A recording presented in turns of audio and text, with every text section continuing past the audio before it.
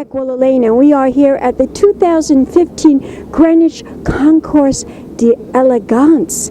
And I am here with world-renowned car collector, racer, and builder, Mr. Jim Glickenhaus. What a pleasure and an honor to meet you, darling. Oh, thank you so much. It's great to be here. Now, you are a big supporter of the Concours de Elegance, and of course you've collected cars for so many years, but you did something unusual today. Tell my audience what you did that other car collectors don't do. They usually trailer their car, but you did something unique today.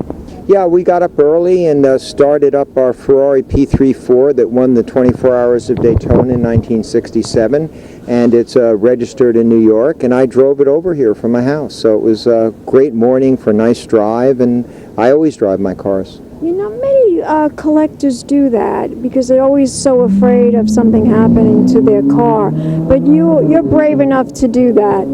Well, I think there's several things to it. I think if you worry about it, for sure you're going to have a bad day. I think Murphy waits until he sees someone worrying. But the thing that I don't understand is a lot of guys buy cars, and 40 years later, you know, they have 200 miles on them. I mean, it's almost like, you know, if you said, well, I'm not going to have sex with my girlfriend because I want her to be more desirable for my next boyfriend. I've never sort of understood that.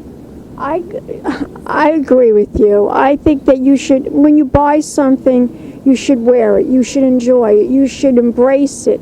And it's such a, I'm delighted to hear that you like to drive your cars. Now tell my audience, how many cars do you own, have you collected throughout the years?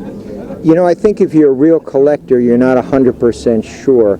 But I think I own over 20 cars.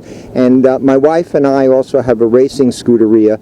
And we design, engineer, and build and race our own sports car in Europe. We just raced at the 24 Hours of Nürburgring, where we did very well, finished first in class. And then we drove the car from our factory in Torino to the concourse at Villa d'Este at Lake Como, which is a spectacular event.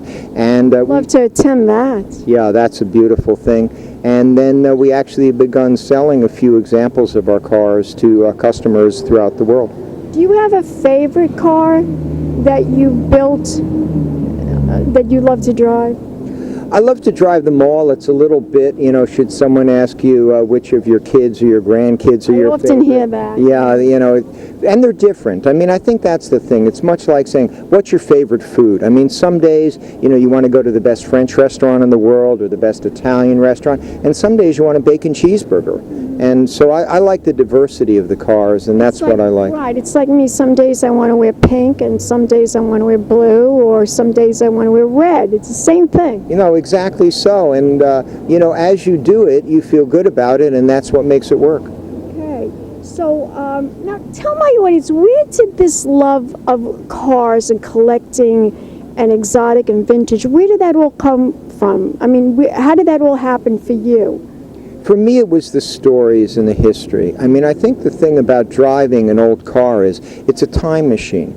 You know, when my son got married in Newport, Rhode Island, I drove up there in our Duesenberg, and that was just an adventure, driving a Duesenberg from New York. I can imagine. You know, up to Rhode Island, and then he and his bride got in the back, and I drove him around, and it's just, you go back in time, and when you drive a very famous race car like my P3 that Lorenzo Bandini and Chris Amon won the 24 Hours of Daytona in, I will never be them, but for a moment you're riding with them. Yes, and you're fulfilling that, and you're embracing that need that you have. Oh my God, I drove the P3. Exactly, and I think that's why I love these different cars, and you know, different people love different ones. I mean, my wife loves her 57 Chevy, which that sounds like something I would love. Yeah, exactly. She has a beautiful teal green blue with a white leather interior. I'm dying over here. I'm dying. I want a pink one. I want a pink a Cadillac. Yes, right, what I want, a Cadillac convertible. You think my husband will buy it for me someday?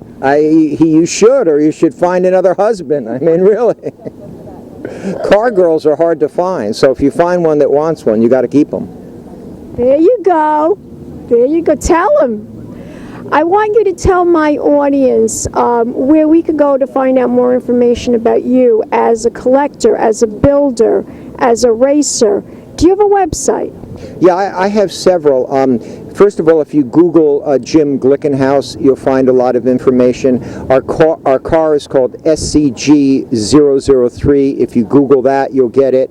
SCG stands for Scuderia, which is racing stable. Cameron is my wife's name, and I'm Glickenhaus. So if you Google SCG003, you'll find it. And we're, of course, on Facebook, Scuderia Cameron Glickenhaus. You are the best. Give me a kiss. Mwah. And we'll be back in a moment, darlings, with more interviews right here at the 2015 Greenwich Concours d'Elegance. Big champagne kisses.